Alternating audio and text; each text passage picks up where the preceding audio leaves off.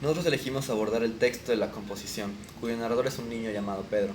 La historia comienza en el día de su cumpleaños, donde sus papás le dan una pelota y no un balón de fútbol. Fue ese día, mientras estaba pensando en lo mucho que le hubiera gustado el balón, que vio a su papá escuchar la radio. Ese último mes, justo cuando comenzaron a invadir las calles los militares, había estado muy atento a lo que dijeran las noticias. Pasaron los meses hasta llegar octubre, donde Pedro fue la estrella de los partidos de fútbol. En una jugada muy arriesgada, se acercó a la portería de Daniel, que era el arquero, lo fintó para poder finalmente meter un gol. Ahí se dio cuenta de que ninguno de su equipo lo estaba aclamando. Fue entonces que vio que todos estaban viendo lo que pasaba en el almacén. Eran los militares que estaban llevando al padre de Daniel. Al querer acercarse con su padre, un militar lo detuvo. No tuvo oportunidad de despedirse. Lo último que su padre le dio fueron las llaves del almacén y le pidió que cuidara de su madre.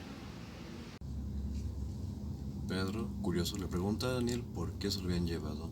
Mi papá está en contra de la dictadura, fue lo que le dijo. Pedro ya había escuchado eso varias veces en la radio a las noches con su papá. Al regresar a su casa decidió hablar del tema con su papá, quien muy triste le dijo que no quería que volvieran a tener noticias de papá de Daniel. Durante la cena no se dijo ni una sola palabra. Fue hasta que se puso la pijama y bajó a ver a sus padres sentados cerca de la radio cuando decidió preguntar con su pregunta en la tarde: ¿estás en contra de la dictadura, papá? Su papá le contestó que sí, pero no debía de preocuparse, pues no le pasaría nada. Ese fue el día en el que Pedro pudo crecer esa tarde escuchando la radio con sus padres. Pudo entender algunas cosas. Su madre le dijo que él no debía de estar en contra. Los niños tienen que dedicarse a jugar, a estudiar y a ser buenos con sus papás. Días después, un general del ejército llegó a la escuela hablando de un trabajo muy importante. Quería un premio al primer lugar. Se trataba de una composición. Debían describir qué es lo que hacían en su día a día, cómo era su día normal para ellos, etcétera. Pedro y Juan, quien era con quien estaba a un lado, estaban empezando a hablar sobre qué es lo que pondrían. Tiempo de pensar qué es lo que podrían poner en su composición, se pusieron manos a la obra para escribirla. Pasó el tiempo hasta que el general volvió al colegio para dar los resultados de los escritos. Al final dio caramelos a todos, ya que el premio mayor se lo había llevado un chico de otro salón. Ese mismo día, al llegar a casa, regresó Pedro muy emocionado y le comentó a sus papás sobre la composición que había hecho acerca de su día entero. Pedro escribió que todos los días, después de cenar y ponerse la pijama, se sentaba en el sillón y jugaba ajedrez hasta que lo mandaban a dormir.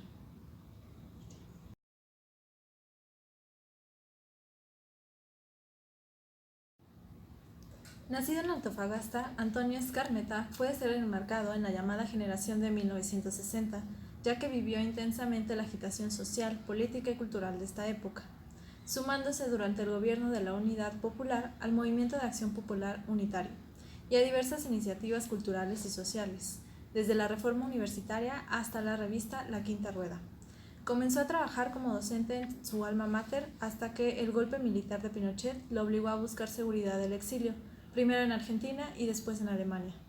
Allí se unió un grupo de artistas. El relato de Escarmeta introduce diferentes conceptos en su dinámica narrativa, entre los que se encuentran el poder como fuerza exterior al ser humano, los mecanismos de poder como una realidad inescapable para el ser humano, el poder como una fuerza coercitiva y violenta, y la familia como resistencia. Primero, Foucault comprende el poder desde una perspectiva de estudio acerca de los operadores de dominación en las relaciones de poder. Básicamente, busca bajo qué condiciones se generan las relaciones de sometimiento.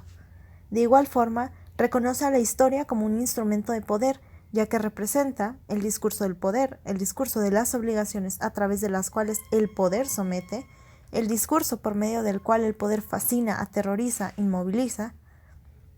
Hobbes interpreta un estado de naturaleza en donde el afán de poder es una constante característica, al igual que pugna por la lucha, la enemistad y la guerra. De la misma forma, habla del establecimiento de un contrato social que estructure los grupos en el poder mediante la legitimación pública. Foucault tiene una reflexión que se puede entender después de leer este cuento.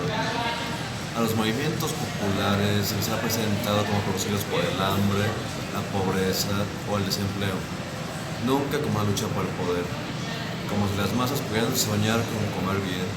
pero no con ejercer el poder. A pesar de que el cuento no menciona mucho sobre este contexto, se entiende fácilmente que es una historia no por poder o dinero, sino por libertad. El gobierno, por otro lado, era quien ejercía la presión sobre sus ciudadanos. El poder es esencialmente lo que reprime. El ejercicio del poder claramente era por parte de las autoridades. Era usado para silenciar a la población, para tener protestas e incluso era para exterminar a los que pensaban diferentes, tales como el papá de Daniel. Otro pensador pertinente a la hora de hablar de poder es Maquiavelo, quien considera la política como la búsqueda de poder a cualquier costo, con total independencia en toda consideración moral. Maquiavelo podría argumentar que Pinochet solo estaba haciendo política, y aparentemente de una forma muy buena. Otra cosa que menciona es que entre el ser amado y el ser temido siempre es mejor ser temido, pues quien te ama te puede traicionar, mientras quien te teme no lo hará por miedo a las consecuencias. ¿Qué mejor forma de hacerlo que por el miedo? ¿Qué mejor forma de hacerlo que por medio de la violencia y el uso de fuerza? Que Ovi la define como el origen de poder y pasa por encima de las razones y de los pactos entre pares. Esparciendo el miedo, desapareciendo gente, matando a manifestantes, demostrando lo que el gobierno puede hacer a quienes estén en su contra. Estas eran las formas que Pinochet tenía para demostrar su superioridad y esparcir el miedo a sus habitantes. Hobbes también habla del poder en su texto de Leviatán, donde menciona la creación de un contrato social en el que las personas ceden su libertad al Estado para que éste lo dirija. Es capaz de limitar la natural ambición de los humanos, pero señalando que los hombres no están obligados a aceptar lo que el monarca les pretende imponer si atenta en contra de sus vidas. Pinochet, dictador y quien ordenaba al ejército chileno poner en orden a las personas desapareciéndolas, entre otras cosas, claramente estaba atentando contra la vida de los ciudadanos. Los rebeldes, como la familia de Pedro o los padres de Juan y Daniel, fueron separados de sus familias y llevados a otro lugar. Estas personas, cansadas de la dictadura, estaban reclamando su libertad que un día cedieron al Estado, pero que ya no cumplía con su parte de este contrato.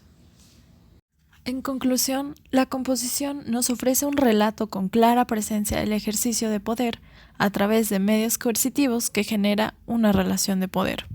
En este caso, el Estado con la sociedad civil.